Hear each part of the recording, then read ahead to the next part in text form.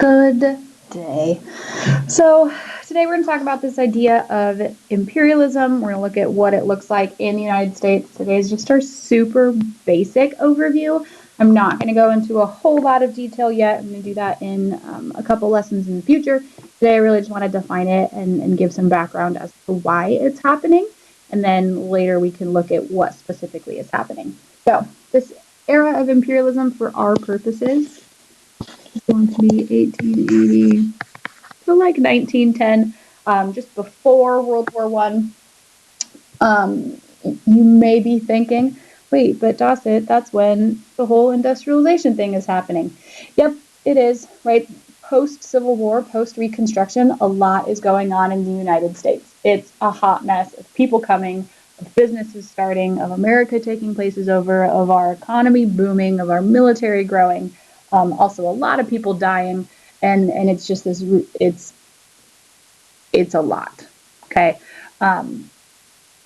Imperialism, yeah, it's happening the same time as industrialization, but also you could argue that it's happening a little bit after because because of industrialization that imperialism is able to start, but we'll talk about that in a second. Before we do, I want to quickly go over this idea of, oh, that's a really gross color.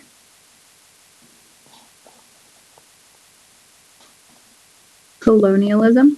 Okay, colonialism versus imperialism. Colonialism you talked about in 10th grade, which is this idea of going somewhere and staying there and like making it your home, right? This is what happened in the United States when we were the 13 colonies. People from Europe came over to America looking for a new start. They're like, hey, this looks cool. Let's build a little house.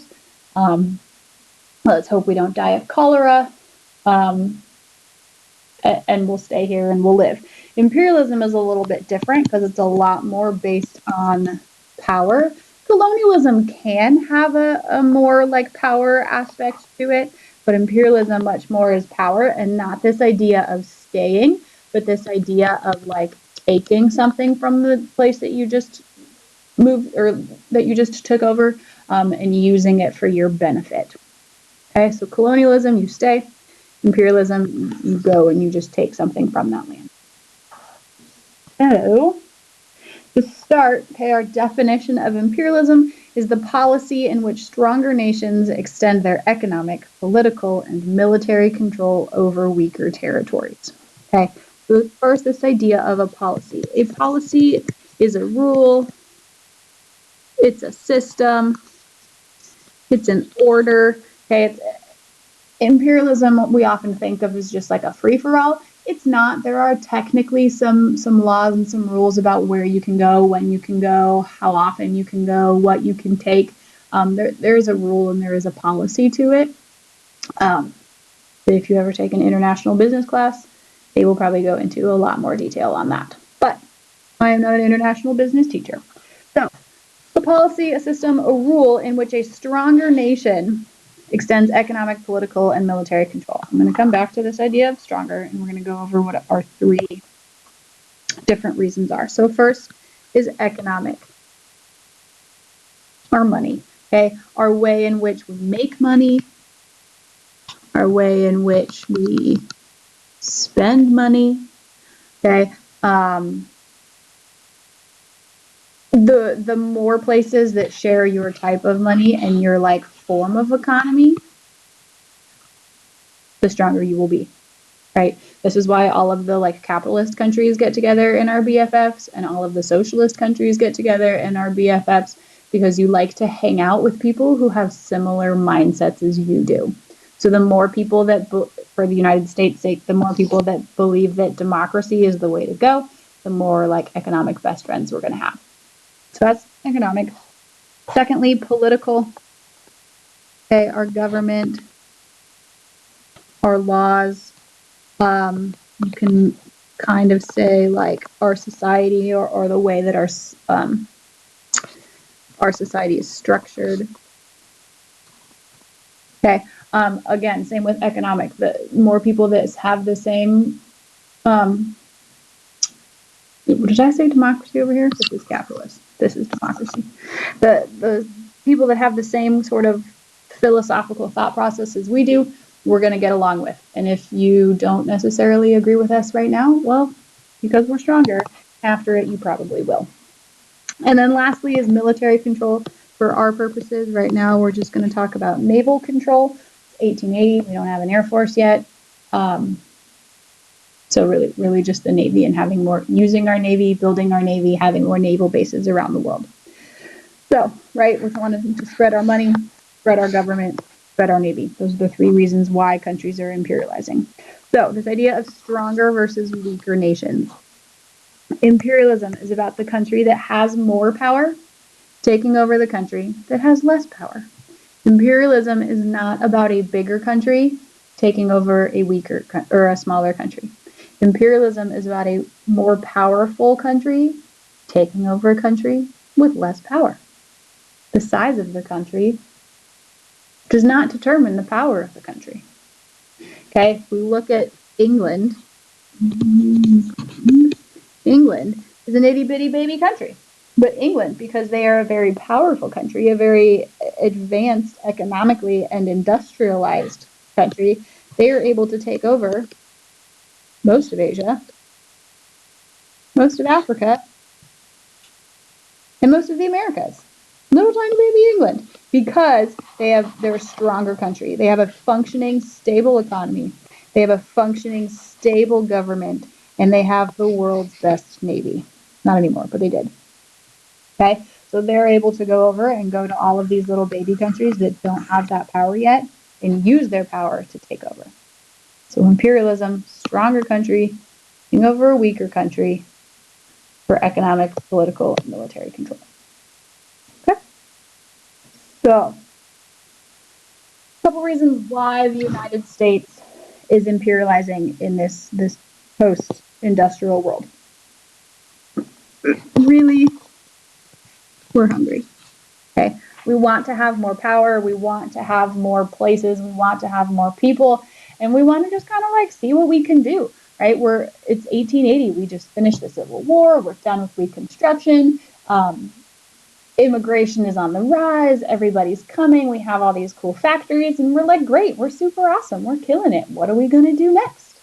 Let's just go take over other places because we can. And if England did it, and England's super powerful, then it must be a good thing to do. So sure, let's just take over. Okay. First reason why we are even able to take over is because of industrialization.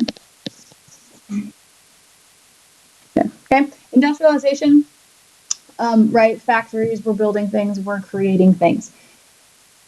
Sweet, a lot of money.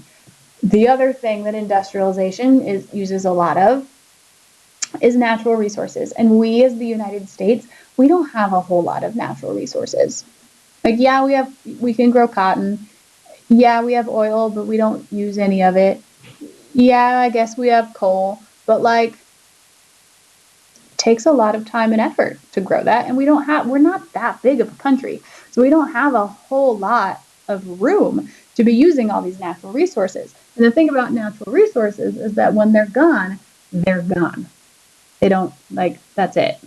Okay, so because of industrialization, we have this need for natural resources. And once we've used all of ours up, the only way that we're going to get more is if we go to another country and take them. So we do. We use our functioning economy, we use our functioning military, we go to these other countries, we go to these other territories and say, hey, can we use your natural resources? No? Oh well, we already did. Okay? So we have a need for natural resources. The other thing we have a need for is new markets. Okay? Markets meaning places to sell things. I, as a factory owner, once I get more natural resources, I can make a lot of stuff. Let's say I own a t-shirt factory. I can own a lot of t-shirt factories. I can produce a crap ton of t-shirts. However, people in the United States don't need 40,000 t-shirts.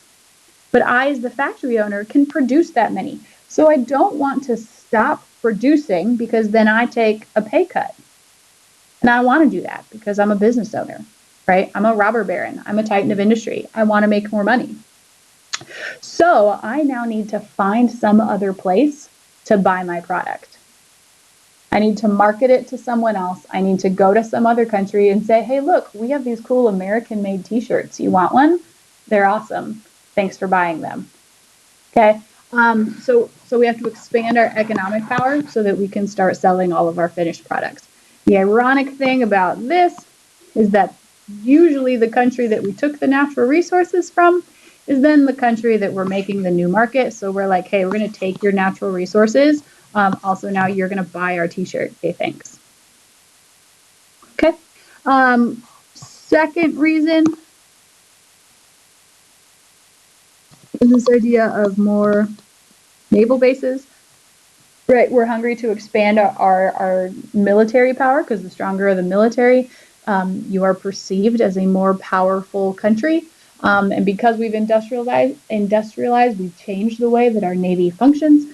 And now we want to basically like go show it off to everybody else. So we need to become buddy-buddy with all these other little baby countries and say, hey, if you let us leave part of our Navy here, we'll act as like your military and we'll protect you if somebody else tries to attack you. Like, we'll be here and we got you. It usually worked, but not always. Thirdly, this idea of manifest destiny, right? We talked about this when we talked about westward expansion. But this is the idea that westward expansion does not end with California. Our duty from God to like expand and show everyone how awesome we are does not end at the Pacific Ocean. It keeps going.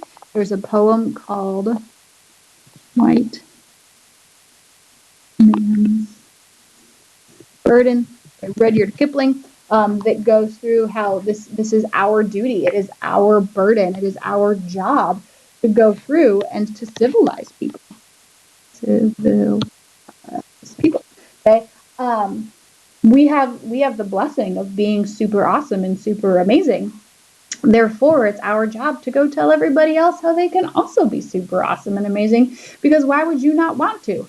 And if you don't want to, well, we have more, industrial power, more military power, so we're just going to make you be awesome like we are. Because that's our job. Because God told us so.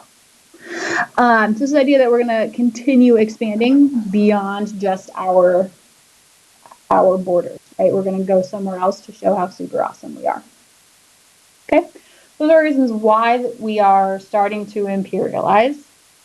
Lastly, I'm going to really quickly go over the different actions that we took. I'm not going to go into a whole lot of detail because I'm going to do that in a couple days in another presentation like this. I just want to give you a quick little heads up of what we're going to be talking about. So first is the Monroe Doctrine, 1820s. Monroe Doctrine is basically, we're 60-ish years post American Revolution. We're doing great economically, politically, right? My boy Tommy J, he just bought all of Louisiana, so like we just doubled the size of our country. We've not yet gotten into the Civil War, so we think everything is like super hunky-dory and super awesome. Europe has started to imperialize, and we start to panic because we're like, no, we just fought a war to kick Europe out of the Western Hemisphere. We don't want Europe here. So the Monroe Doctrine with President Monroe is basically the U.S. like calling dibs on the Western Hemisphere. We told Europe, hey, you do what you're going to do in the eastern half of the world. Don't really care. You want to like give everybody flowers? Great. You want to kill everybody? Great. You want to take over the world? Great. As long as it stays in the eastern hemisphere, we don't care. We're not going to try to stop you. Also, everything that goes on in the western hemisphere, that's all us. you don't get to come here. You don't get to try to imperialize here. You don't get to try to like do what you want. This is our stuff. That's your stuff. Let's just stay out of it and call it a day. And Europe's like, no, okay, that's cool. So we had then free reign in the Western Hemisphere. We didn't do a whole lot because, 40 years later we started a war, but it was still ours. Second thing we're going to talk about later, Hawaii, which is really just the issue of taxes. We don't want to pay taxes, so we decide to just take over Hawaii, basically. Thirdly, Panama. Well, just Panama. The Panamanians were being attacked by the Colombians. They called us up and said, hey, we don't want the Colombians here. Can you please help us kick them out? And we said, sure, because we're the big brother of the world and we have to protect everybody. So we go, we fight this war, we kick the Colombians out. We're like, hey, Panama, you're free. Also, while we're here, can we build a canal through your country because we helped you? Okay, thanks. Okay, fourthly,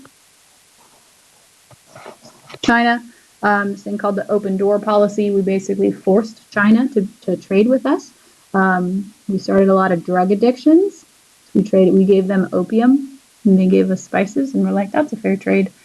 The Chinese government did not like that, but we didn't care because we got our spices, so we were chilling. And then last thing that we'll talk about a little bit later is the Spanish American War. Spanish-American War. It's a war between Spain and America over Cuba. Don't confuse it with the Mexican-American War. The Mexican-American War is a war with Mexico over Texas. Okay, this is about Cuba. All right. So that's it for today. Just a quick basic overview. Really, just as long as you remember that imperialism is about the stronger nation taking over the weaker nation. Okay, it's not about the big country and a small country. Stronger nation, weaker nation. Okay, we'll get into some more specific details a little later. I'll post that in a couple of days.